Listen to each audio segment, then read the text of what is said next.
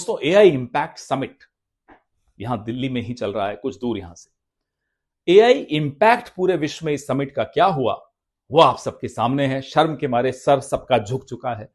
अश्विनी वैष्णव जहां जाते हैं वहां कुछ ना कुछ झंडा गाड़ कर ही आते हैं। एआई अब अश्विनी इज इनकॉम्पिटेंट के नाम से जाना जाता है। बिना पटरी के रेल चलाने वाला ये मंत्री अब कहता है साहब बिना वाईफाई बिना लैपटॉप के जाइए एआई समिट अटेंड करिए। पूरा हॉल खाली करा दिया। क्यों? क्योंकि मोदी जी आ रहे थे, रील्स बनानी थी। अरे रील्स बनानी थी, फोटो खिंचवानी थी, पोज करना था मोदी जी को, तो साहब एक हफ्ता पहले ये समिट कर देते अश्विनी वैष्णव जी, जिसमें किसी और को मत बुलाते, आप दोनों अपना जम के रील बाजी खेलते, फिर बुलाते मेहमानों को। मेहमानों के सामने क्यों नाक कटवा रहे हैं साहब? फिर आया गलगोटिया, मोदी जी का प्रिय गलगोटिया।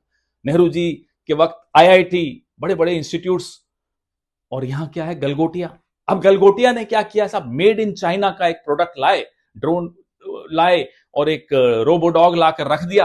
कहा साहब ये देखिए भारत कितना आगे बढ़ चुका है। और अश्विनी वैष्णव ने जमकर डींग भांग की। दूरदर्शन तो शुरुआत चाटुकारिता शिरोमणि है जैसा।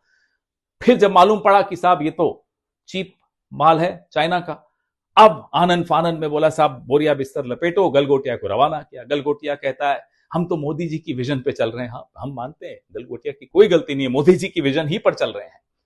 ऑल पैकेजिंग नो कंटेंट, ये है मोदी जी की विजन। तो वो गलगोटिया तो बेचारा वही कर रहा है जो मोदी जी चाहते हैं। लेकिन जो एआई समिट, जो एआई इंपैक्ट समिट एक फ्यूचर इनोवेशंस के लिए डिस्कशन होना था, एक्सचेंज ऑफ आइडियाज होना था, उसको एक चीप चाइना बाजार बनाने का जो काम किया अश्विनी वैष्णव ने, उसमें देश उन्हें माफ नहीं करेगा। देश की जेन जी उनको माफ नहीं करेगी। क्यों नाक कटवा रहे हो साहब?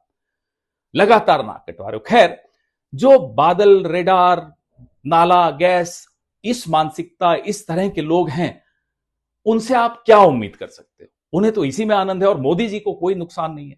अब एआई अगर अश्विनी इनकॉम्पिटेंट है या एआई हरदीप का आर्टिफिशियल इनोसेंस है, आर्टिफिशियल इनोसेंस हो या कुछ हो, लेकिन मोदी जी के लिए हर चीज इवेंट है।